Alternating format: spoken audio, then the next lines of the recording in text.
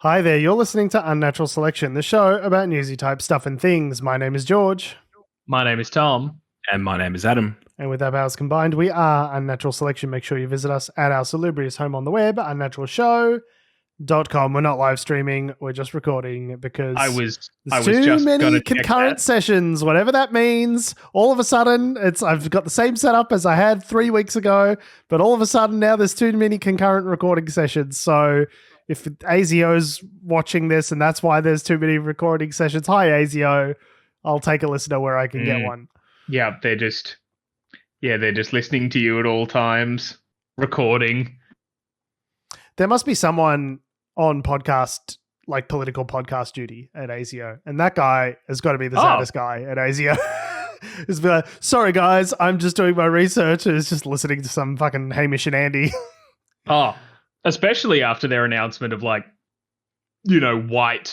right-wing extremism being like one of their primary domestic terrorist concerns or whatever. I imagine a lot of that shit's going on in like the Australian Joe Rogans. I was going to say, they're just listening to Joe Rogan. They don't need to listen to Australian podcasts to get that. Yeah. Joe Rogan's like, did you know the Sphinx is actually 40,000 years old? ASIO's like, Mm-hmm. Whatever you say, buddy. This is a news and politics podcast.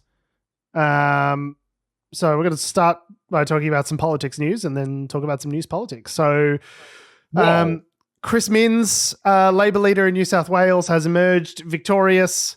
Dominic Perrottet, screaming and covered in blood, axe in hand on the pile of Liberal seat corpses, screaming, "Witness me!" That's That's definitely how it happened. So a lot of the polls going into this New South Wales election were like, it's pretty close. Labor's got the edge, but they might be a minority Labor government. Like, who knows? It's a bunch of bitches. We all agree the Labor Party's pretty shit, hey? And then here they come, Yeah. Whoa, here they come, so to speak. Yes. I think I know the results are not finalized and stuff yet. I was just talking to Adam, George, before you hopped on that the Wait, you talked to Adam without me? We talk sometimes. It's occasionally, very rarely. Wow. Yeah, very rarely. Like the 5 minutes before you hop on the call is really the only time Adam and I get to to be friends, irrespective of your presence. I'll allow it. But it's our time, It's our time, and it's special. I look forward to it every week. But no, we were talking just before the show because we were looking at the ABC coverage because that's obviously run by the election specialist of the world, Anthony Green. Mm-hmm. If Anthony Green hasn't called it, it didn't happen. Did I get the impression that he was retiring? No, I have no recollection of that. I he doesn't, because otherwise, no elections will happen ever again. Well, democracy dies in darkness without Anthony Green. Yeah, I don't know. You said something like going out on a didn't want to go out on a bang or something, or didn't want to go out on a whimper. I was just kind of like, did he just quiet quit on us? Did he just?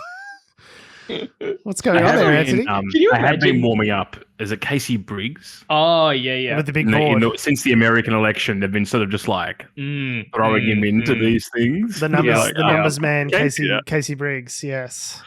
Yeah, but can you imagine that if Anthony Green retired? They'd still have to like how, and we'll probably talk about this more in detail in a minute, how the Libs like to trot out John Howard every now and then. Like they'll just have to trot out Anthony Green to be like, no, for serious. This is how this is going down. But yeah, so the numbers keep changing around a little bit. Because last night when I had a look, the Australian Labor Party had the 47 seats required to form a majority government in the state. They're currently now sitting at 45 on the ABC website, so I don't know how 2 seats have kind of maybe gone back into being uncertain. But it's 45 to 25 in Labor's favour against the LNP. So ouch. A bit of a bloodbath. Do you guys want to hear Chris Minns talk for the first time in his victory speech? Whoa. Okay, this is going to be a big deal. No, how are you betting his voice sounds? What register do we think his voice is in? I think he's going to be a tenor. Going to be a tenor. See, I'm more picturing a Dave Anthony. Hello, Governor. Oh, I'm so proud, Danky do, for the people of New South Welsh. All right, I reckon he's a baritone. Let's have a listen. Friends, after 12 years in opposition, the people of New South Wales He's a tenor. You're right. have voted Oh, for come a on. fresh start. Ready for a Moments fresh ago, I start. got a phone Come on, that call was from me. the Premier of New South Wales, Dominic Harry, Perrottet, you're- congratulating New South Wales Labor on its victory here tonight. And I would like to say thank you to the Premier for his service on behalf of the people of New South Wales. It's undeniably the fuck case out. that this election campaign, perhaps uniquely, was a model of respect and civility. And neither party took the low road, neither political party took the low blow. And I think it can be a model for the way democracy is done right across this country. Now, I can't say that every election campaign in the future will be conducted the same way, but from now on, no one will be able to say that it can't be. And I'm proud to say today the people of New South Wales voted for the removal of the unfair wages cap in New South Wales.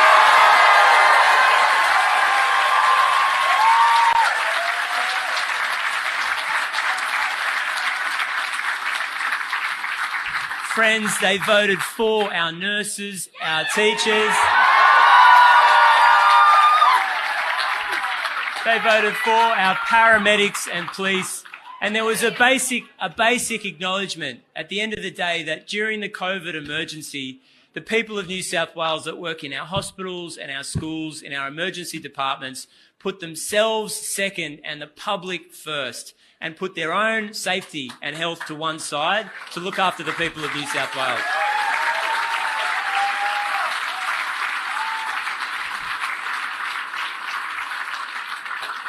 So New South Wales Labor pledges to look after the people who looked after us.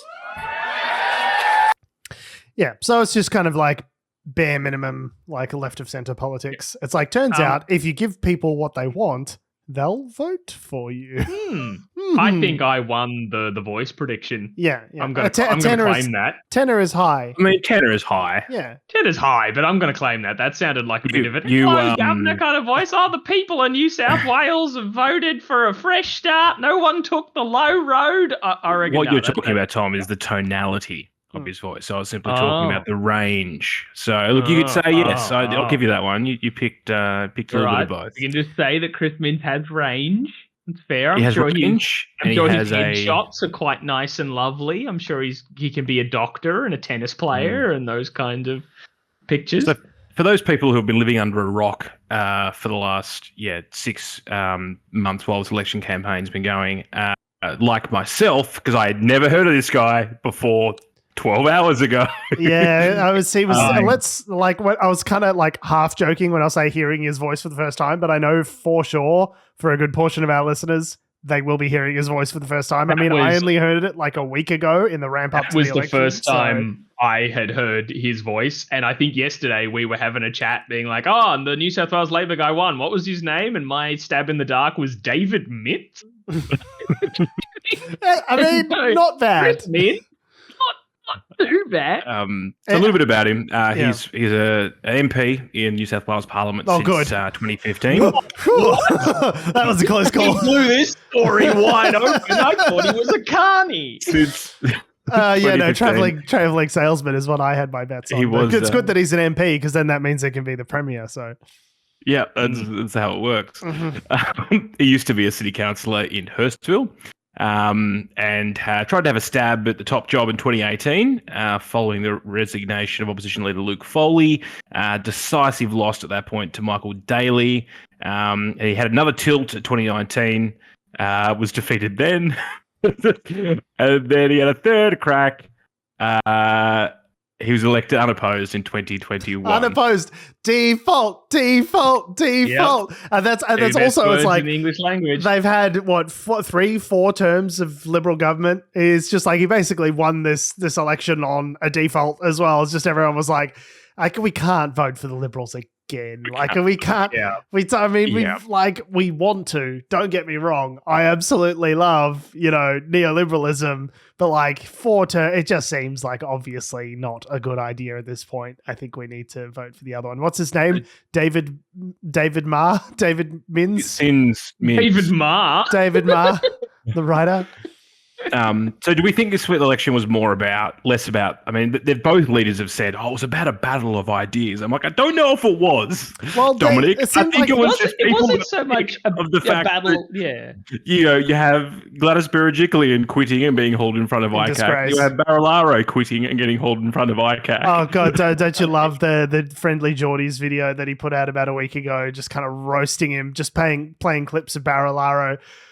This is one thing, actually, I wonder if I should play it on the show, where they're basically in a round table just like laughing about pork barreling.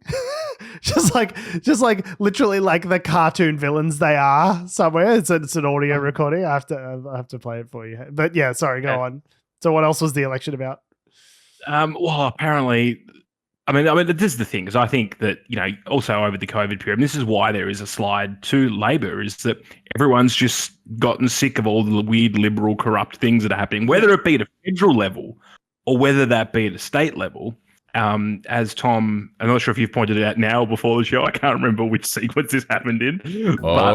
Mainland Australia is now red, effectively. Yeah, it seems like that Tasmania is the only state or territory in Australia at the moment that doesn't have a Labor state government. Which is interesting. I wonder how often that happens. Like, I think I haven't checked this, but like my brother-in-law was mentioning that I think maybe for a brief period in 2008 there was like a Labor controlled everything kind of situation briefly. Mm-hmm. I think then there must have been a state election to swap it over. I'm not sure which territories it was, but yeah, like the whole of mainland Australia, like it goes to Adam as our resident Tasmanian on the show. Like it really it's not going to help for all the whole, there's Australia and then there's Tasmania down the bottom, but there's the mainlanders and those southerners on their little island. Yeah, seeing it represented. They haven't had an election, I think, in about 2 years, so they should be coming up for one soon, which will be interesting. What's an 8 hat trick? I don't know, an 8 or trick? 9 hat trick, including the federal level, because that's what's nuts, right? Like something. Yeah, state governments being like all of them bar one Labor, but then also the federal parliament. Like I'm wondering how often that happens. That like one party has nearly just one complete party control. Yeah, it's interesting. Okay, so this is the Barilaro stuff. Yeah, so there's some tapes of Barilaro and his cronies literally sitting around. Why are there tapes? I don't know. I don't know who made the tapes. I don't know, but here there's tapes and we have them. So have a listen. We're announcing the additional. We're going to do tunnels, not the what was it called, the open. Open cut. And that's $500 million to the tab. And we're doing tunnels. I decided sending a check.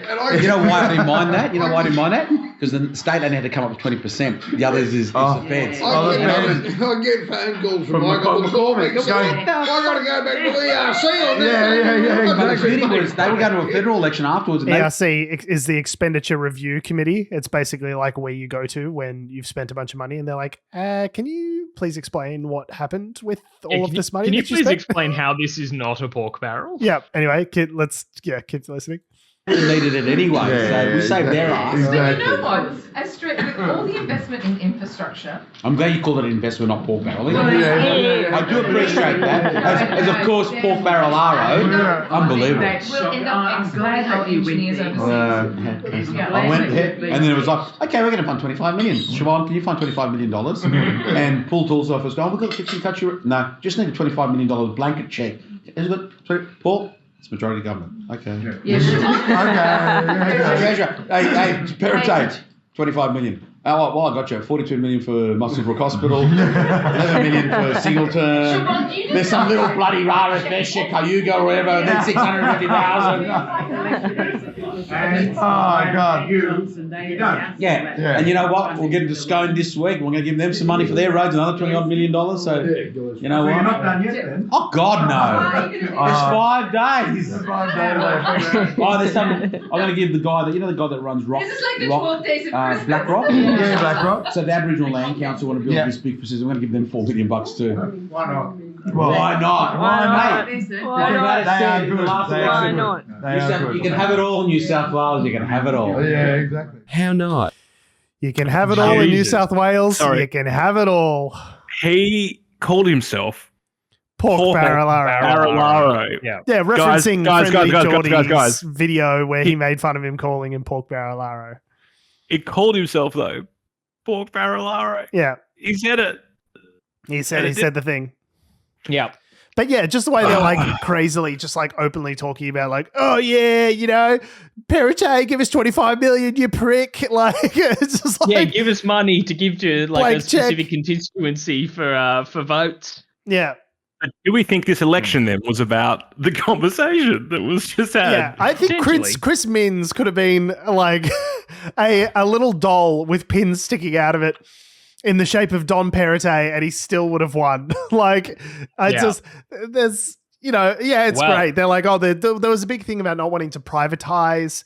Like, yeah, Labor's not going to continue this thing of privatizing all these industries. And like, that was a small part of it. Obviously, the wage freeze cap, situation for the, nurses and teachers and that sort of stuff was part of it. But at the end of the day, I think people had really just had enough of Liberal National Party crony boys in smoke-filled rooms bullshit. Like, Well, there's a lot of things that people are saying this election was about. I mean, one of my personal favorites, I don't have the clip here, but Sky News had a lot to say. when does about Sky this News election, not as they have a lot always to do. say? They're on free-to-air now. Did you know that? I can just get it through my Samsung TV. Regional areas, right? I could just tune in on my Samsung TV, go to a specific channel, because it's got like Samsung TV Plus or whatever, where you get channels from all over the place. And now Sky is just looking at Paul Barry on my fucking television going, what's he doing there?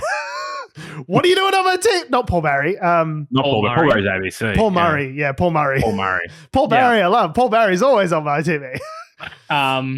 But yeah, so obviously this election gave us another fantastic photo of Peter Credlin looking furious behind the desk. Oh, she was salty. As it She was says Labour very wins salty. everywhere. Oh, I will never get tired of those pictures. Whenever I'm feeling sad, whenever I'm feeling down in the dumps about myself, I'm just going to Google Peter Credlin looking sour. And it's just going to bring me right back up. But there's a fantastic clip of Chris Kenny. Chris Kenny talking with, I forget who he's talking to. It's him and a woman are just talking to camera doing their analysis of stuff, and him spouting essentially the same similar kind of crap. Yeah. Whenever you mention Chris Kenny, I just think of the Chasers sketch that they did about Chris Kenny, where he successfully sued them for defamation. Yeah, so I'm not going to mention what it is, but like they put Chris Kenny in a compromising position with dogs. Yeah. And so now whenever I think of Chris Kenny, I think of that, and I just have those two things associated in my head now. So that was just me. And that was like 15 years ago. That was a good couple of years ago. That was a while ago, and it stuck. And anyway, just Chris Kenny and dogs. That's just in my head now. So forever. So Google it. It's all good. Google it. Yeah. So Chris Kenny and I forget the woman's name, but he and a woman are doing like their analysis afterwards or whatever. And Chris Kenny essentially says similar sorts of things that he said after the federal election, where Liberal lost and Labor got in. We weren't conservative enough. They shouldn't be chasing the votes of Labor and the Greens. They should be doing what we're saying, pretty much, like going over to the right side. They shouldn't be meeting the voters where they are. They should be going to the far right and dragging voters along with them. That's the first thing you learn about electoral politics: is be where the voters aren't. Which is very funny in the sense of like, wait. So he's saying Liberal wasn't conservative enough, so they voted Labor? Yeah. So then you should be chasing the Labor vote because clearly they're voting Labor rather than you. No. The Conservatives didn't respect. Conservative they didn't respect your ideological purity, and so they voted for the thing that is opposite to the thing that they believe. That is obvious. Okay, that's normal as politics 101, Tom. Okay, that's basic stuff. Okay, you need to be at the polar opposite of where everyone else is voting, and that's how that people go, oh fuck, he really has faith in his beliefs, and I'm going to vote for him because I am a fucking idiot. But then the clip got even better because the woman he was talking to challenged him on it to be like, well, no, what the Liberal Party aren't doing are appealing to millennials. Yeah, millennials. Like, appealing to millennials. Like, they've got the boomers, like obviously the boomers right there for them, but they're not appealing to millennials. So when you trot out someone like John Howard, as they always do, like they bring out John Howard. Wheel him out like fucking Hannibal Lecter in a chair and stand him up, stand his corpse upright, Weekend at Bernie's style. And he goes, slap him on the ass. Off you go. Slap him like a horse. Off you go. Stop the boats. Yeah, and she was just pointing out that, like, and the millennials aren't, like, voting for him. And I was a bit like, well, all right, so a voice of reason to Chris Kenny. And then she was like, well, and I love John Howard. The man's a fucking genius. And just, like, starts fucking tonguing John Howard's asshole for a few seconds. Yeah, well, that's actually in her contract, in all fairness. Anytime you bring up John Howard, you need to tongue him. You need to really rim him live on air.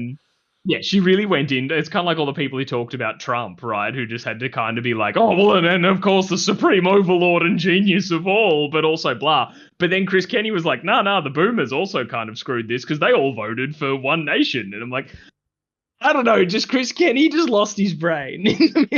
He lost it a while ago. But just in the middle of that, his take that they aren't right-wing enough. So people voted. So, they aren't right-wing enough and are trying to be more left-wing to appeal to the people who voted Greens and Labor, but they're not right-wing enough, so people voted for Labor instead of them, which implies to me that if they want someone who's more right-wing, that means that Labor's more right-wing than Liberal, which doesn't make any sense. And the swing to One Nation that he referred to of the boomers is nowhere near enough of a swing. There is... topple the election. Like, none of what he said made sense. There is a real phenomena where Liberals are losing votes to the left, to Labor and independents, probably more independents than Labor. And they're also losing votes on the right to parties like One Nation and other things like that. The thing is, the amount of votes that you're losing to One Nation, they're like, you're talking single percentage points. So it's like, I think they were up 1%. You're bleeding votes to the far right, but it's such a minor part of the constituency that it really doesn't It's not going to save you 9 seats. Exactly. Which is the margin we're talking about. What we're talking about, and this might be a bit of a news flash to Chris Kenny, is that when you're trying to win elections, what you're wanting to go for is the majority of the votes. And then you have more people that vote for you than vote for anyone else. And then that's how a democratically representative system works, is that you have more of the votes than the other people. And so you have a mandate from the public to rule. So the way to rule to do that, and this is what the Republican Party did a postmortem in 2012 after the Mitt Romney loss against Obama, is they basically had a serious... a dark night of the soul where they sort of very introspective, and they did this big report, and it came out. But basically what it said is exactly what you've been saying, Tom. It's like, we can't neglect young women. We can't neglect millennials. We can't neglect people of color. Like, basically we need to find our soul as a party, change completely, and come back to the electorate with things that they want. And that requires us being more progressive on some issues. And they took that report they do that? and they shoved it right up their asshole. They said, fuck you, we're going with Donald Trump. I was going to say, they clearly did not listen to that because they went full Donald Trump and it worked for them. Well, they won the presidency. Concerning. So it's like, and only because there's like certain factors in there. Oh, this is like a whole other podcast, but like there's factors, the structural factors like the Senate and the electoral college is very broken. It's kind of like a winner takes all system. So if you get like 51% of the votes in Florida for president, you get all, whatever it is, 28 electoral votes. So he just like scraped by in a handful of states and therefore took all of the electoral votes in those states. And that's how he won in the 2016 election. Right. Well, but so we don't have any of those problems here, but it's the same dynamic, right? Like if you as a conservative party want to survive into the 21st century, you need to do something about women, about equality, about, Indigenous voice to parliament. Like these things are majority opinions now. And if you want to get the votes of the majority, you need to be on the right side of these opinions. Here's the thing is that I don't know if New South Wales Liberals are actually that far to the right. I mean, there was talk about potentially selling some assets. Perrottet came out and was like, no, we're not doing that. Well, he's taken a very kind of like cuddly conservatives, kind of like soft conservative type role in the lead up to this election. And that's probably why they didn't get thumped worse than they did, is because they were kind of going for sort of a compassionate conservative, kind of George Bushy type approach. I had a weird, I did his little concession speech and he was like, no, we have to acknowledge this was what people wanted. Well, did you want to, I can play a bit of Perrottet if you wanted to. I weirdly felt for him and I was like, oh, the inner conservative of his. It was a good concession speech, but just because he's a good loser doesn't mean he should have won. Yeah, don't feel bad for him. He now has plenty of time to spend with all these 8 million kids. With Donnie, Dave, Michael Carr, Chelsea, Becky, Bobby, Billy. Yeah, with his cadre of kids. Are we implying that he's got lots of kids? Yeah, he does have lots of kids. I called Chris Minns to congratulate him and the Labor Party on their election victory. The people of New South Wales, the great people of New South Wales tonight have decided to elect a Labor government in this state, and that is a decision that we respect. I particularly tonight want to acknowledge the Leader of the Opposition. Elections can get ugly, but I believe this election truly was a race to the top. A genuine battle of ideas, and that's when politics is at its best. And in many ways, that is due to Chris Minns and the way that he's carried himself throughout this campaign. And that's why I truly believe and have no doubt that he will make a fine 47th Premier of New South Wales. But to everyone in the Liberal Party, I'd say this. This next period of time will not be easy, but it will be necessary. It is a time to reflect. It is a time to rethink and ultimately to renew. As leader of the Parliamentary Liberal Party, I take full responsibility for the loss this evening. And as a result, I will be standing down as the parliamentary leader, as the parliamentary leader of the Liberal Party. It's very clear. We need a fresh start. We need a fresh start for the Liberal Party. Thank you and good night. Yeah, so obviously some edits there, but I'd say a fresh start is also the Liberal. The Labor was the Labor slogan for the campaign. A fresh start. Yeah. A fresh start for New South Wales. Yeah. Yeah. He's like a fresh start. They were right. That was their quote. Yeah, we did need a fresh start. I mean, that's a good slogan. I mean, I voted for him. I probably should have voted for myself, but yeah, fuck. Yeah, I don't know. I just think it's just a very interesting situation how, Liberal governments are being kicked out left and right, sort of around the country. It's just showing a big shift. But I think maybe the first port of call, I didn't, share this to the rundown, but I think a first port of call for the new Premier of New South Wales to deal with is the situation of apparently democracy sausages being sold during the New South Wales election for $16. What? $16 per sausage. Did you get a can of drink with it as well? And was the can of drink a sparkling mineral water? At a certain Sydney venue, apparently, a democracy sausage was sold for, here we go, at a... Was it the Northern Beaches? Because it might have been like an organic, sort of like Waterloo and Paddington. Waterloo and Paddington were selling democracy sausages for $16, which I think counts as treason. I'm just throwing it out there. Wow. I mean, Bold. the sausages are often being done by some non-for-profit community group, a school Volunteer, maybe. Yeah. $16 $16 does seem like a lot for a sausage. It's a lot. though. $16 and a slap on the bum. I got for a- I got 4 sausages and a can of drink down at the local Bunnings today for less than $16. So Did you eat 4 sausages by yourself? or were you sharing? my wife had 2 sausages. Okay, just and checking. I had the just other checking. 2 sausages and I had a can of drink. I was going to say 4 sausages is a lot, George. That No, would be too many sausages for one person. Yeah. Yes. No. Obviously. All good. You've clarified. No dramas. I just We don't should want probably- I don't want people to get the impression I'm a 4 sausage man, and that's just how Yeah. I roll. It's just neck Yeah. deep in sausages. doing these And when my heart Yeah, it's explodes like one that. day, they'll be like, well, he did eat a lot of sausages.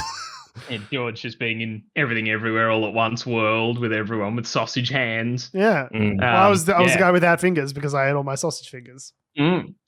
And wow, George, at $16 a finger, you'd be a That's millionaire inflation. overnight. That's inflation right there. Yeah. Wow, that's the real kick in the teeth for the cost of living crisis, which actually, as I understand, is being referred to by the TikTok crowd as the Posie lives. Cause Is- lives. Posie lives because of the Posie lives to refer to the cost of living crisis. My fiance brought that to my attention. I'm not sure where she heard it from, but I was like, that And there's is less a bit cringe. syllables. Cost. I get where it comes from. Cost of living, all right? Posie. Cosy. And then it's also a double meaning because, like, Cosy lives, he has to pay a bunch of money to live. I Yeah, think. I So I think guess it's a It's joke. clever. I don't but really it's get. making light of something pretty serious. I don't get Gen Z, man. They're strange. And this Right, is how the boomers were born. strange once. Yeah, we were strange once. We, in the I don't words know, of but, like, Abraham at least our Simpson, we slang- were with it, and now they changed what it was, Yeah. and what we thought was it is now strange and weird to us. Yeah. But like, at least our slang made sense when we said something was cool. Like, cool, it makes sense that like cool. and now- I don't think we invented cool. no, but you know what I'm I saying. don't Like think our we can claim slang, that. our slang made sense, and now they're saying like things are like no cap and bussin'. I don't know what any of these things mean. Busing referring to catching buses. I don't think so. Bussin'. Busing. Is it not like we a- sound like so advanced 30s right now? Oh, just so like advanced just on 30s. our deathbeds. We're so old to these people. We're just relating to the kids. I was like when I was a teenager listening to Triple J, I'm like, oh, these people are so old. They're like in their late 20s. You know what we need? What? We need an image makeover. Yeah, just like the one Anthony Just like a Albanese queer eye for prior the to straight guy. the election. Yeah, I mean, basically, Mhm. Anthony Albanese went from a sweaty, overweight bloke to a bloke wearing nice suits and glasses in the space Who of can't remember the WPI? Hey, George, what's hey, the WPI? Go. Anthony, Wet. I know you don't know what the wage price index is, but is that because you haven't eaten? Is your blood sugar low? Are you all right, buddy? Or No, those I thought glasses of- are all for aesthetic, and he can't read in them. Like they're the wrong prescription, but they looked right. They They look great. tested well They look right, with yeah. voters. So he They would have just tested has it. been he's been handed notes that have the WPI on it, but he yeah, you can't read it. 'Cause, yeah, the glasses are all there for the image, But it makes but him not look the smart. image that he can see, the image that he gives. I feel And the bad. image that he gives is bloody PM. bloody PM. The WPI, just as a sidebar, didn't know what that meant for a while. I do remember the story, but I immediately thought of Cardi B and that whole Oh, song. wet ass ass pussy. pussy. The That's a absolute different WAP. banger WAP is a that is different WAP. thing to WPI. It's a different. Anyway, but we're here now. It's so. the WPI is the measurement through which you judge how wet the ass pussy is, which Okay. is the wet pussy index. So the WPI. No, I think it's currently. And, I think it's believe currently the current 4%. WPI. No, the current WPI is macaroni in a pot. Thank you. So I'm glad we No, discussed that. I got a better one. The current WPI is 69. There we go. 32 years of age. So Anthony Albanese was talking, saying words, announcing the question for the Voice referendum. So let's hear him say words about that. And he got a bit emotional. He's a bit emotional about these bloody Peter Dutton trying to come in and wreck the thing. Oh, I haven't got enough detail. Oh, what? Shut up, Peter, you shitlord. Just play a statement from the heart invites all Australians to walk together to a better future. Today, we take a very important step forward on that journey. This moment has been a very long time in the making, yet they have shown such patience and optimism through this process. And that spirit of cooperation and thoughtful, respectful dialogue has been so important at arriving at this point in such a united fashion. The question that Australians will be asked at this year's referendum is a very simple one. It will read, a proposed law to alter the Constitution to recognise the First Peoples of Australia by establishing an Aboriginal and Torres Strait Islander voice. Do you approve this proposed alteration? That's the question before the Australian people. Nothing more, but nothing less. And the provisions that Australians will be voting to approve are as follows. Chapter 9, Recognition of Aboriginal and Torres Strait Islander peoples. 129, Aboriginal and Torres Strait Islander voice. In recognition of Aboriginal and Torres Strait Islander peoples as the first peoples of Australia, 1, there shall be a body to be called the Aboriginal and Torres Strait Islander voice. 2, the Aboriginal and Torres Strait Islander voice may make representations to the Parliament and the Executive Government of the Commonwealth on matters relating to Aboriginal and Torres Strait Islander peoples. 3, the Parliament shall, subject to this Constitution, have power to make laws with respect to matters relating to the Aboriginal and Torres Strait Islander voice, including its composition, functions, powers and procedures. That's it. That's the question. There's all your dates, Peter. Not Where are enough your dates. dates? Not enough dates. Not enough Not dates enough for dates. Pete. One of the dates is literally that you, Peter, will get to Decide what take the dates are. part in what some of those dates are. Yeah. I think That's a actually big date. the Liberals, correct me if I'm wrong, the Liberals did come around, I think have actually changed their position and that they will support that question. I could be wrong here, but that question and... Well, that's the first I've heard of it. But the Nationals just... they got the came hole that out- they're sort of standing in at knee height and Yeah. they just started digging the hole deeper. Because if I remember correctly, they came out ages ago and we're like, nah, we're going to say nah, before there was even any details for there to be not enough details on. So They as said, of nah. 2 days ago, Dutton declines to state position on voice referendum. So that I was read some stuff So that that he was sound coming like a around to changing it. of tune. I Like, that's love how progress. optimistic Adam is. It's like, I heard something that someone said about how maybe he's like potentially like considering it. And so the lesson I took from that is that the Libs are on board with it. That was Well, it's progress from we're against it to now I'm not telling. Like that's progress on the Peter Dutton scale. And his response was, there's a lot of detail that has been requested and there are many more questions that have been posed today.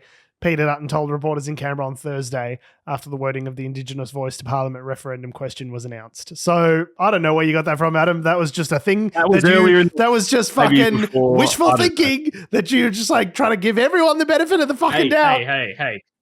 The secret came out years ago, George, and you just need to manifest the change that you want to see. That's what in it the is. world. Adam just really hopes for the best. He just really wishes for the best in other people. He's like, Well, he hasn't said that he's not supporting it. okay, but the fact that he hasn't said that he is supporting it would be the key piece of evidence that you require to make the statement publicly on a podcast that's recorded and goes out to people where you say, I reckon he's into it. That would be the piece of evidence that you're looking for, Adam. I'm It's the bit regurgitating where he says something he's that into it. quite literally on the ABC like a couple of days ago. I'm not sure whether it was before the announcement or whether it was after the announcement. But anyway, the main thing we do know quick vote, is Tom. that little We could crowd. vote Adam off the podcast right now, and it could just be fucking the net cutting socialist hour, the Eat the Rich podcast with Tom and George. What do you reckon? We only need a 2/3 majority. No, I need my 5 minutes before the show where Adam and I are the BFFs. Fair enough. So what do we do know, Adam? So we do know that, the Nationals and, importantly, Jacinta Price, as well as a number of what you might call key Indigenous stakeholders, have all said that it's a load of bullshit, which you can sort of see the people that have been working on the committees and stuff with the government and trying to sort of push this forward.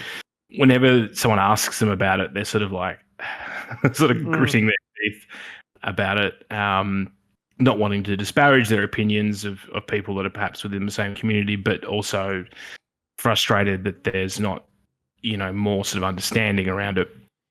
Statistically, if you don't have both of the major parties on board with a referendum like this, it's incredibly unlikely that it would pass. There's been something referenda like 44 typically only referendums. almost exclusively only pass when you've got both of the major parties on board with it. So if the Liberals decline to support it, then I'd say it's not. I would venture to say that's probably the death knell for the Voice, and it means it won't pass, and then everyone's going to turn around and blame Anthony Albanese, I think, which is probably a bit unfair because he's done. Him and these First Nations referendum working group and these different groups fair have that there's been done a lot to get 44 it up, referendums in Australia, and only 8 of them have passed. So it's kind of... It's hard. It's always hard. It's not easy. Yeah. I did rather enjoy, just in this article about the referendum, of what the ballot paper is going to look like. And the little example ballot that they have, I think, is just really funny because the example question that they have is a proposed law to alter the Constitution to insert a preamble. Do you approve of this proposed alteration? I know it's meant to be just like an example question, but that's just so funny. It's like, it sounds like this is... what's the bureaucrats thing in Futurama of like, I chaired the committee that was arguing to review the cover of the front of the book that proposal is in, whatever kind of thing of like, Should we do a preamble? Yes or no? All right, now that we've got that, what should be in the preamble? Yes or no? I don't know. Very silly. But yeah, cool. I'd agree. It's a fairly simple question. I think it's pretty straightforward. It, of course, leaves open all the same kind of bullshit with the detail that all the fuckheads have been pushing, because it's just like, you're asking whether I support that the Constitution be changed to add a voice, but I don't know what that voice is. Yeah, but this is the whole thing, is that exactly the government gets to decide what that's going to look like. So if there's anything you don't want in there, you could craft that into the legislation. Yes, but I think there'll be people who won't see it that way, which is fucking annoying. But, there you go. But, so no news as to when it's going to happen. I think that they are aiming for a Saturday in September, but they don't want to clash with the grand final. So I guess they'll have to pick one of the other 3 Saturdays in September. Unless they're planning to have a grand final every weekend in September, in which case, oh boy. I don't envy that might be something that happens in football. I don't know. Oh, there's a grand final every weekend, George. That explains why everyone's so excited. Whenever there's a draw, it's also finalized by jelly wrestling. I don't know if you... I didn't know that. Yeah. No, that's interesting. And so how does the jelly... So is the captain of each team jelly wrestles? The captain of each team jelly wrestles until one of their, newest players, so it always has to be the guy on the team who has most recently joined, or who has the worst haircut. The team can decide at the start what the criteria is going to be, and they have to be wrestling in the jelly until one of them kicks the ball between the middle goal of the 3 goals that are at each end. But if it goes into the crowd after they've gone through, the jelly wrestling has to continue. That's a foul, and this just keeps going. It's why like the longest AFL grand final that was not the actual grand final, but in the middle of the footy season, the longest one in history went for 5 weeks because it took a long time to meet the very strict criteria to end the jelly wrestling tiebreak. Now, Tom, it seems as though you may have stumbled onto a jelly-themed sports based pornographic video of some description. I don't think that's actually Australian rules football as I understand it. But I mean, it was called Essendon Bombers Get Absolutely Fucked. So I mean, you could see how I could make that mistake, but no, I'm pretty sure this is actually in the rule books. The grand final of '84 was a particularly viscous one. Okay. Can I just pray to the sweet baby Jesus that we can end this bit and please move on with the show. But I'll give you points. His improvisational skills when talking about, as if he's reporting the news, second to none. So, Tom. Full credit to the boys. Full credit to the boys. Yep. Yep. We went out there and we tried to score as many points as possible while inversely stopping the other team from scoring any points. Very good. We just played real hard. Speaking of playing real hard, speaking of hard, there's a number of organisations in Australia, as there are in probably every country, that are effectively political non-for-profits that, you know, it's designed to sort of push certain ideals, fund certain campaigns, you know, change messaging in the public sphere. One of them that supports Jacinda Price, who's one of the key no advocates for the Nationals for the Voice, as Advance Australia. We talked about them probably several weeks ago now, and regarding to basically how their grassroots campaign has basically made up of elites and other people has basically funded her. Their grassroots campaign funded by Big Grass. Yeah. Funded by Monsanto, who lets you grow grass. There is another one which relates to another issue that we've been talking about recently, which is CPAC. CPAC, within the Australian context, and I'm going to read their website here, CPAC is a values-based, non-for-profit organisation that espouses the best of Howard, Reagan and Thatcher while exploring new ideas and themes for the coming generations. That's very interesting, because I'd argue the best of Reagan and Thatcher was they died. That was probably the best thing they did, yeah. And Howard's got one foot in the door. But they basically, the key part of their sort of website is that they basically push this conference they have every year. It's a lot of red, white, and blue, right? It does look a lot like the American kind of CPAC situation. Well, interestingly, they're all part of this network, George. Yeah, I was going to say, I've only heard of CPAC in the context of that they have a big convention every year in America, right? And then usually there's a headline of someone said something insane in their speech. So it's basically the same concept, same network. It's obviously coming from the American sphere, and they've set one up in Australia. And, you know, you look at their website and they're like, you know, we've got all these great people, you know, who have signed up for it. And they've got Jacinda Price and Mundine, I think, in there. I'm just trying to find Warren Mundine, who are, again, some of the key no advocates.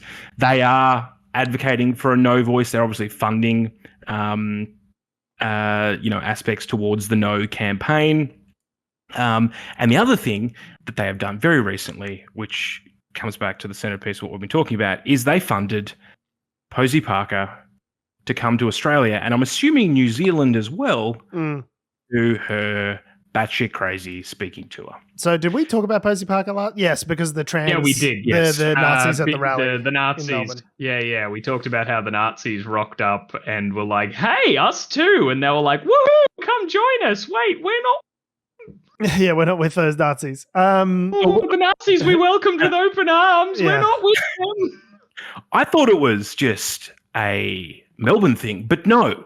There's a fucking Australia-New Zealand tour. She's been to every single fucking capital city, including New Zealand, and had these speaking events. Yeah, and that got us to thinking, like, how is she making money doing this? Because all of these events seem to be very poorly attended. Yeah. She goes to Tasmania. Well, poorly attended by her fans. Well, yeah. So very strongly attended by, the rest of us. And there was some interesting footage the other day of Lydia Thorpe saw a camera and decided to hop in front of it, and she had a flag draped over her, and she sort of ran at her saying, "You're not welcome here. You're not welcome here," and got pulled to the ground, and then there was a whole news story. But it seems like there are always at these events there are more counter protesters than there are attendees of these events, and it got us to thinking, like, how are they actually paying for this? Like, who's stumping up the money? Because they can't be making money doing this, so someone's paying for it. So how are they doing this? And that brought us to CPAC. So there was an interview on the ABC radio with who was it? It was the founder and national director, of CPAC. I think it was Andrew Cooper. Andrew Cooper, from founder CPAC? And directive of CPAC. Yep. Mm-hmm. Yeah. I don't know if we want to play any of that, but it's a lot of bullshit. It's a lot of him just saying, we just thought she had some interesting ideas, and we wanted to give her the chance to be spreading them here. And I believe the ABC interviewers asking questions, bro. Raph Epstein says, like, so did you expect this kind of response? They said, "Oh, no, not really." I'm like, really? Really? I just thought they'd be welcome with open arms. Really? Did you really not expect this, you fucking moron? We just saw an anti-trans activist, and people would just run up and give her high fives. Like, we just paid for a plane ticket. We just got her out here. We just thought we'd like to hear the things she had to say, and that's basically what Andrew was saying. Which goes back to this whole sort of like conservative, like, why don't you want to have a conversation about it? Why don't you want to have a conversation about it? Why don't you want to debate the rights of people to exist? Yeah. Why don't you want to do that? To both debate the rights of people to exist and also claiming at the same time that they don't exist. but if they did exist, they shouldn't. Yes. It's absolute madness. I can't remember if after last week, because I don't think it had happened yet, because we were talking about the old fascies turning up in Melbourne. But in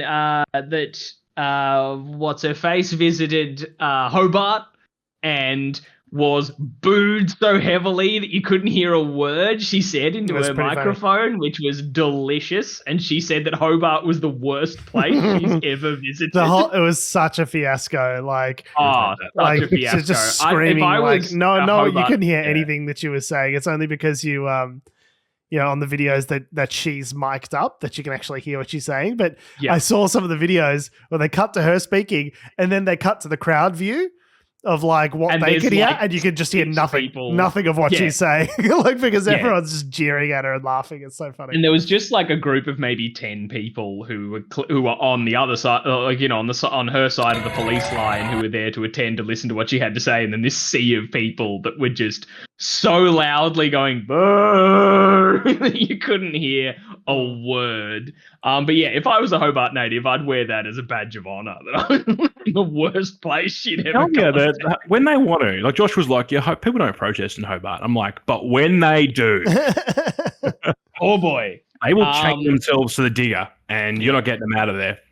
But then, she also went to the ACT, so went to Canberra, and that's when, the Lydia Thorpe incident happened, but also that she spoke with Pauline Hanson and Malcolm Roberts, obviously two other bastions of... So in the video... she got covered in soup in Auckland as well. I forgot about that. Yeah. Sorry, Pauline Hanson's in the video of the ACT thing, because it was all captured from multiple angles. Pauline Hanson's just standing in the background. She sees Lydia Thorpe run over, and you can just see this fucking shit-eating smirk on her face. Yeah. She's just like, and then obviously, like, although to be fair to Pauline, how could you tell? How could you tell the difference to a normal face? Lydia gets pushed over at her feet, and she's just sort of like, I'll just sort of step out of here. I'll just step aside here, let the police do their thing. Anyway. Like, fucking hell, what a shit show. But then, then she left Australia and went over to New Zealand and I know I talk about how chronically online I am, but all the talk of the bubbles I find myself in Twitter was, she's coming to New Zealand. First stop's Auckland. Time to turn it out. And Gear Auckland up, boys. like, hold my beer. And she arrived at Auckland. I think she was in this gazebo was what she'd booked out for the talk. And there's just pictures of the gazebo surrounded just by people Mobbed. standing there being like, shut up. And yeah, she got souped, I think. It was like tomato as you soup. mentioned before. And just essentially cancelled the rest of her tour. Like, just cancelled the rest of the New Zealand tour. And people still turned up at the places and times that she was originally going to be speaking, just in case that was a diversion, to say, I'm cancelling my tour, and then not have anyone turn up. They still rocked up, which is a very fucking awesome show of solidarity, I reckon. But yeah, people saw footage of her getting on a flight out of New Zealand. Like, such a fucking, like the end of Snatch, bye. anything to declare. Don't go to England. Just getting out of there. Delicious. Absolutely delicious. The key thing with all this as well is that, I mean, that wouldn't have happened unless CPAC had funded it. Yeah. And this is the thing which scares me, is you've got organisations like Advance Australia, CPAC. And I'm sure, look, to be fair, there are ones on the left as well, right? There's Get Up and Get Up, what else. Stuff, yeah. But my worry is that, particularly if they're influenced by the US and the money that's in the US as well, I don't know how, the financials I've got no idea about, but the spread of ideas and potentially money that goes with these organisations, I find it kind of scary in terms of how that can potentially influence public discourse, particularly, like, for instance, if the No campaign doesn't get up. Sorry, other way around. If the Yes campaign doesn't get up and the No campaign succeeds for the Voice, is that going to be in large part because of organisations like Advance Australia and their funding of key figures like Jacinta Price? And is that just democracy and, like, The government? that's what it is? The government needs to know that they've got a fight on their hands. This is not just going to sail through. And so they've got a campaign. Like everything, it's going to come down to the campaign.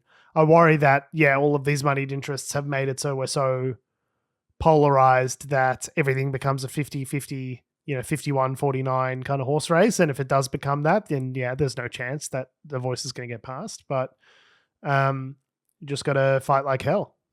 Just got to make sure that the No campaign are made to look like the, shitty, fake, AstroTurf, fake grassroots shitheads that they are. I don't even understand why you would think it's like a pretty conservative, like libertarian idea of like, well, you should just have your own representative situation and convey your concerns to the government direct. It's the same thing as lobbying, right? Like, we're just letting the free market take its course. Like, I would have thought that conservatives would largely be on board with the Voice from a philosophical point of view. But it's not about that. It's like, it's just brown people. The Aboriginal people want something, and brown people are bad. So it's literally just like, there's no principles involved whatsoever. It's just like, the thing that I don't get is the people like, Jacinta Price and Warren Mundine that allow themselves to be the face of American corporate PAC money at the expense of their own people. Like, that seems like fucking crazy to me. It's like, that this is a fake. I don't know whether they're campaign. getting American money, but it's inspired and named they're on their after, website. Like, like it's there's some sort of ties there. I don't know if there's a direct payoff per se, or if I don't know, maybe they just genuinely have these beliefs. I don't know.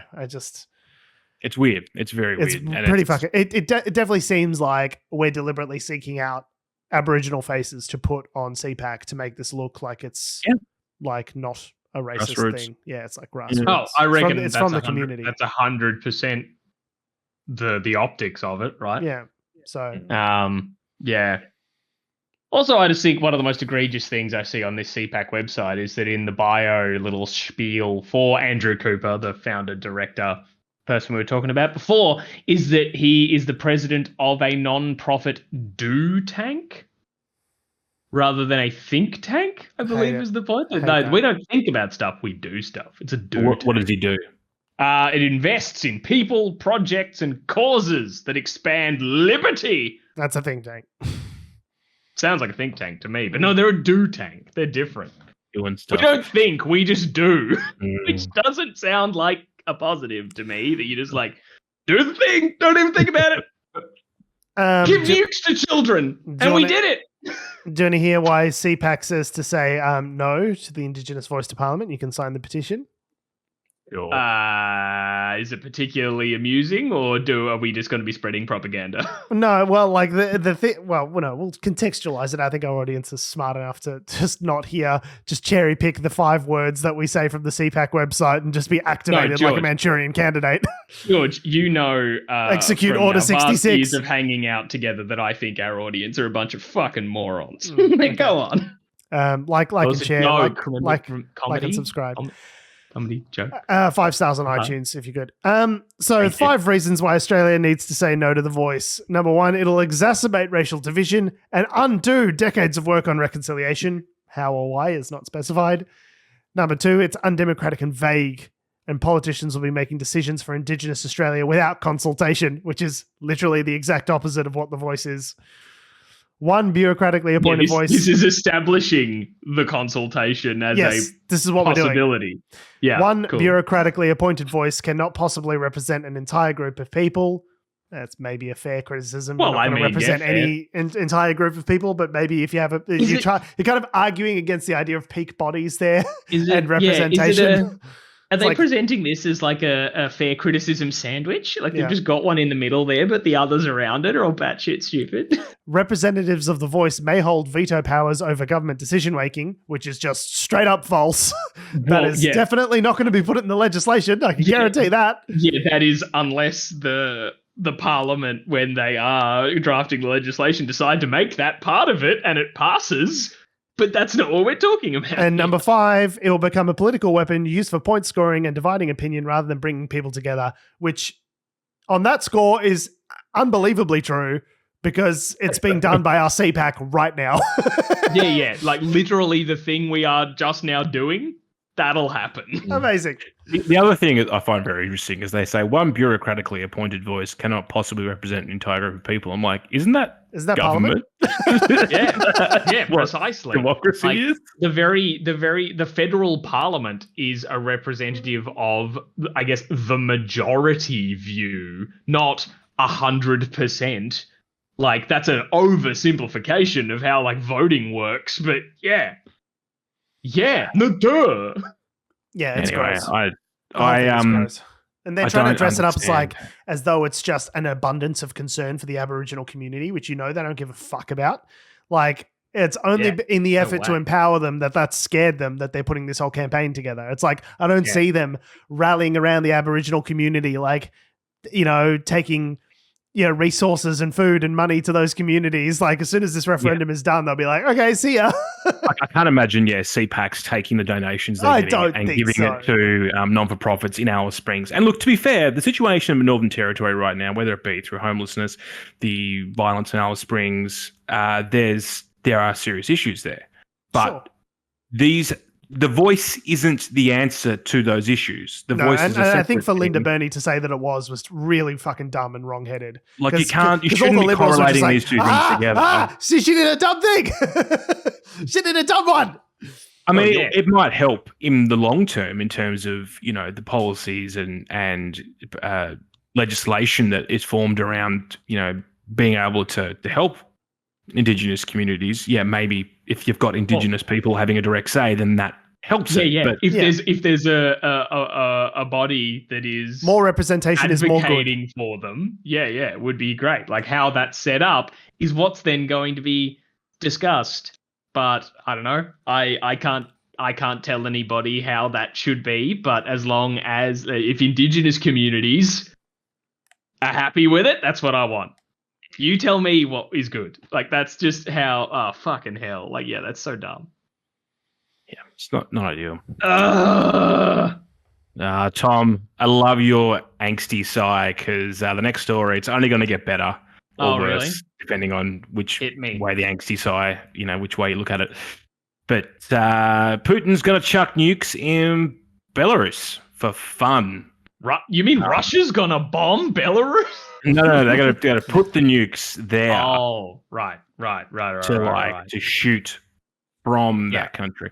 Anyway, you gotta leave a bunch of stuff at your mate's place, and it'll just be there for years. And you'll be like, "Hey man, I've still got that piano of yours in my garage. You gonna come get that?" It's like, "Oh yeah. Look, I've just gotta sort some stuff. Like, With the NATO. contract fell through. If you could just keep hanging on to that, is that cool?" It's like, yeah, it's just taking up space.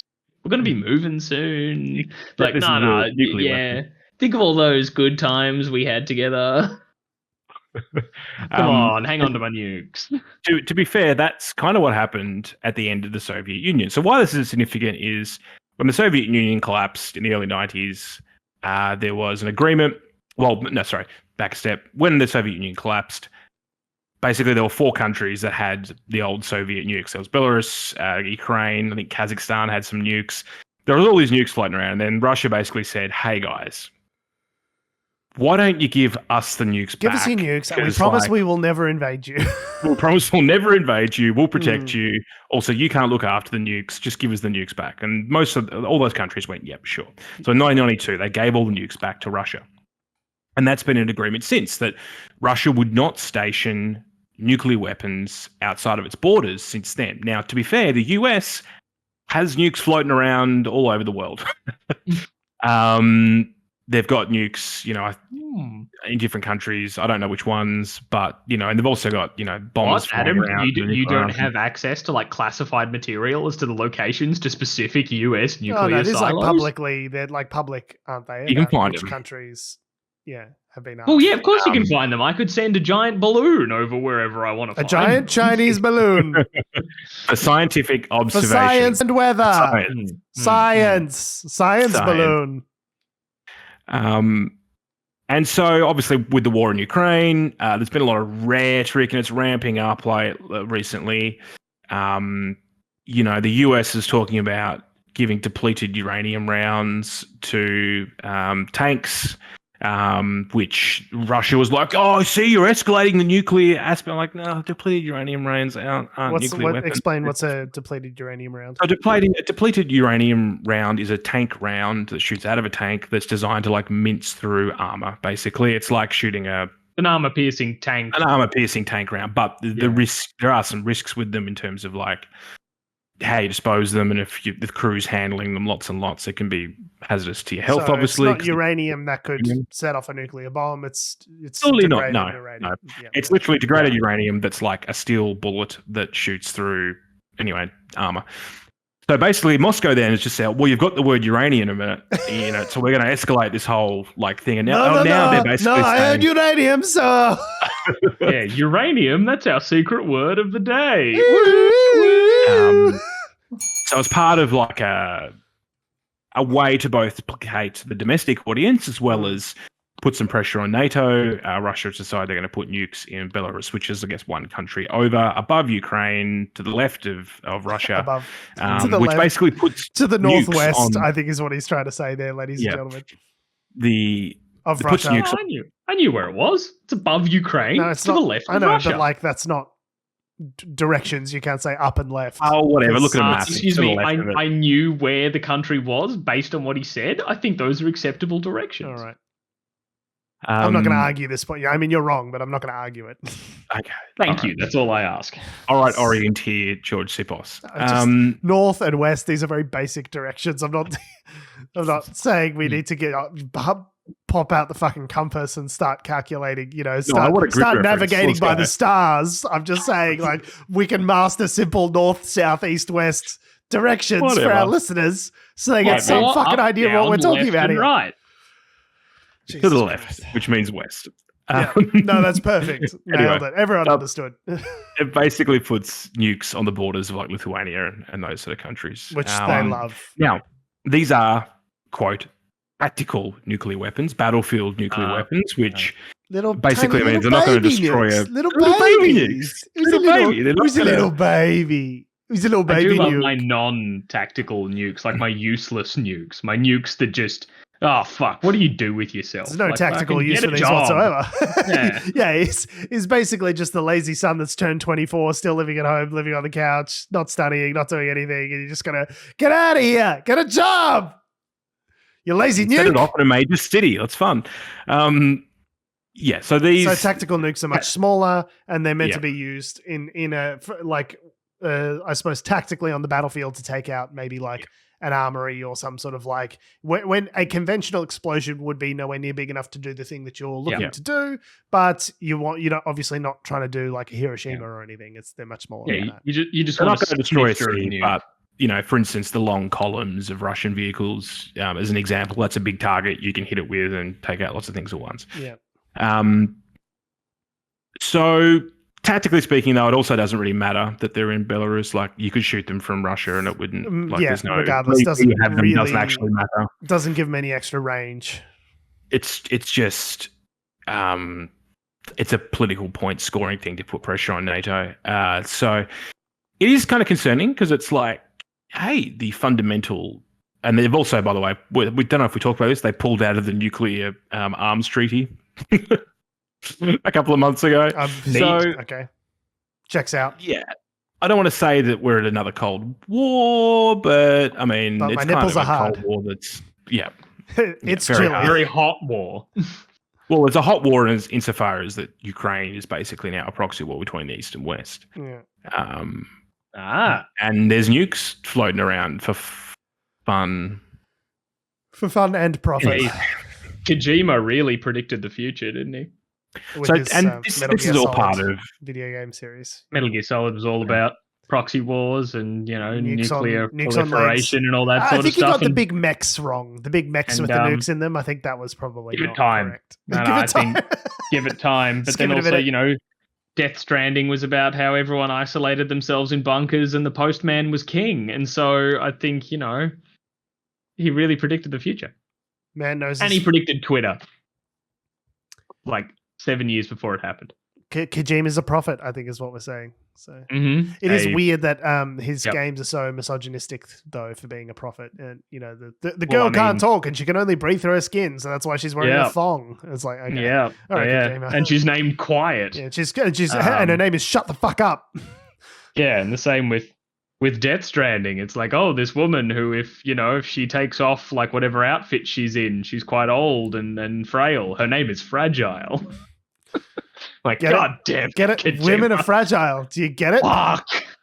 Although everyone in that game has a very, on the nose, this is their character trait name. Like Dr. Hartman with a heart-shaped heart who stops his heart every 20 minutes. Okay. Yeah. I did not make any of that up. Anyway. So there's nuclear weapons in Belarus. Yeah, there is. So that's a thing. And it's historically significant because they haven't had any in Belarus from Russia since the 90s. Yeah, we're up to date. What this does, though, is that so Russia's whole thing is like, we would use them. We're going to use them if you violate our borders or territorial, integrity or whatever. So, but if they have an expanded view of what their territory is, as in including Crimea, then yes, I was going to say, the whole thing is like, well, no one's invading you, Russia. I was like, but we've decided that our border is here. Yeah, Washington D.C. Yeah.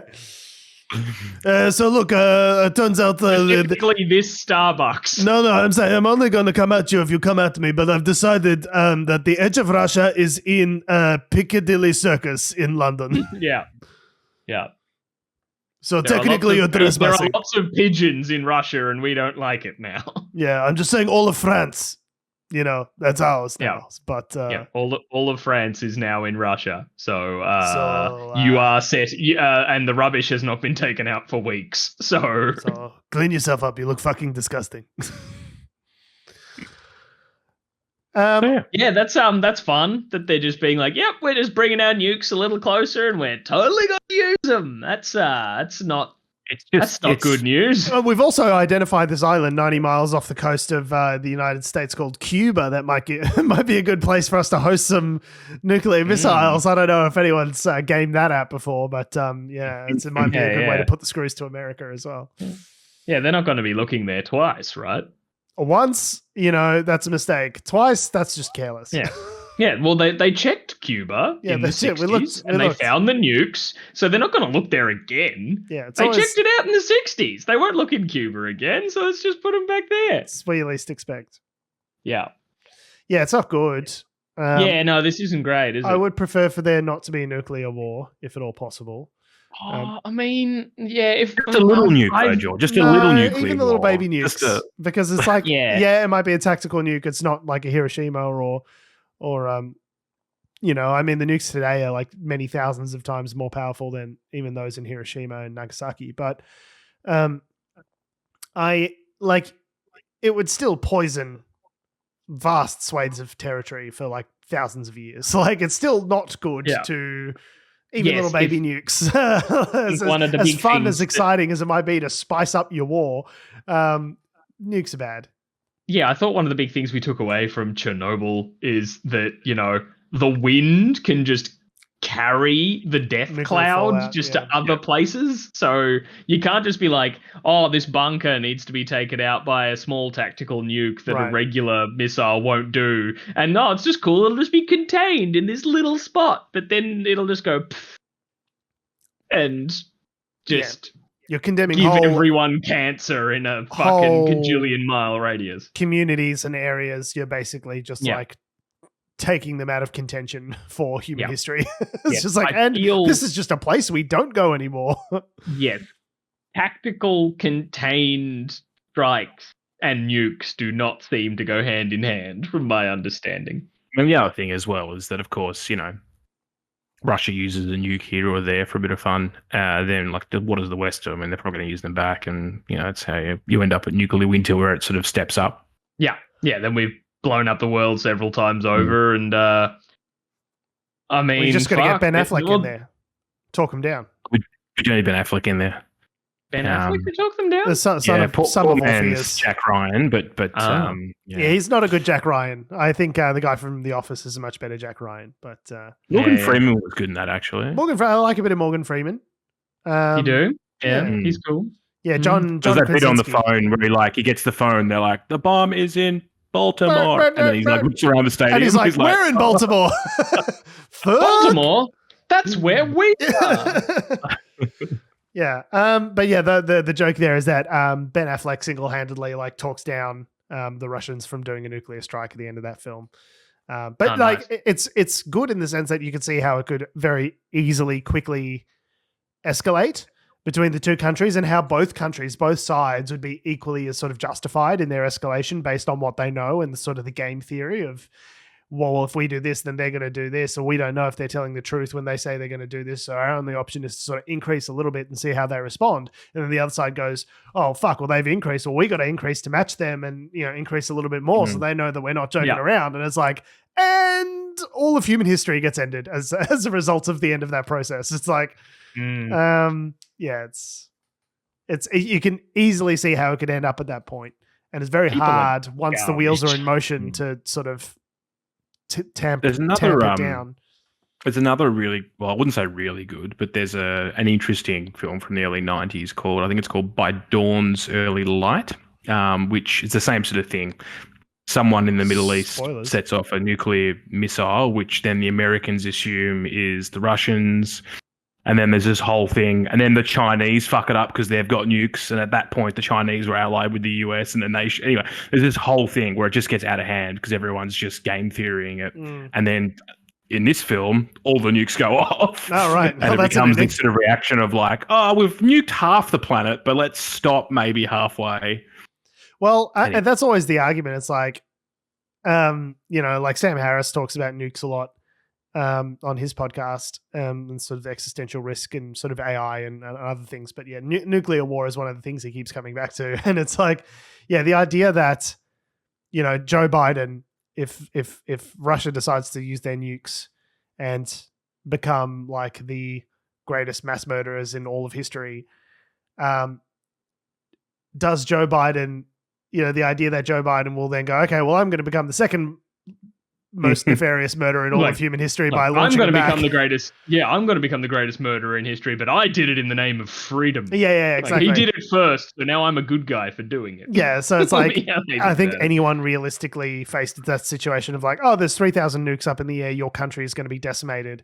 I think the argument that Sam Harris makes is anyone with any humanity at that stage would go, well, we're not going to fire back because what's the point? Like, we're just going to wipe out the human race in order to like prove a point, sort of thing, which I think is interesting. But don't love that 2023 is the year where all of this are things. This used to, we just, like when we started this podcast in 2010, we just like read the odd spot in the Age, be like, a lady in Canberra's got lobster claws for hands. And we're like, what? That's crazy. Anyway, back to you with the sports and the weather. Like the guy who had the cabinet documents in his garage or something. That was great. God, I love that story. Yeah, he just went to Fishwick and got some secondhand government furniture, and it's full of sensitive shit.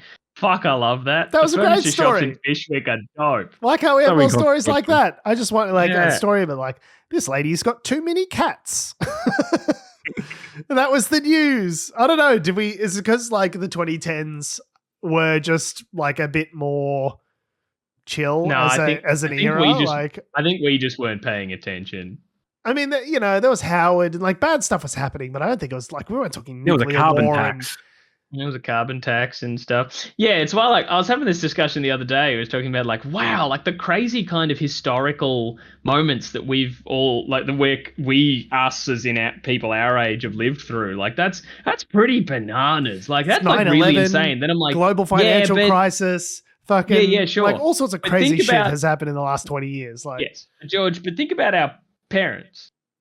So they've lived through all that, but then also they had Vietnam. Also, they had the moon landing. Also, they had all these other things. I'm like, oh, no, us going through coronavirus, 9/11, the GFC, all that sort of stuff. Like every generation lives through a shit ton of history, it seems, by the sounds of it. We're not special for what's happened here because our parents had all their shit when they were our age. They've had the stuff that's happening to us now. Yeah, like, but you could buy a house for about $40 and a hand job back then. So I mean, yeah, if I, let's go through a couple more wars and I can buy a house for $40 and a hand job, sure. No, I'm joking. War's bad.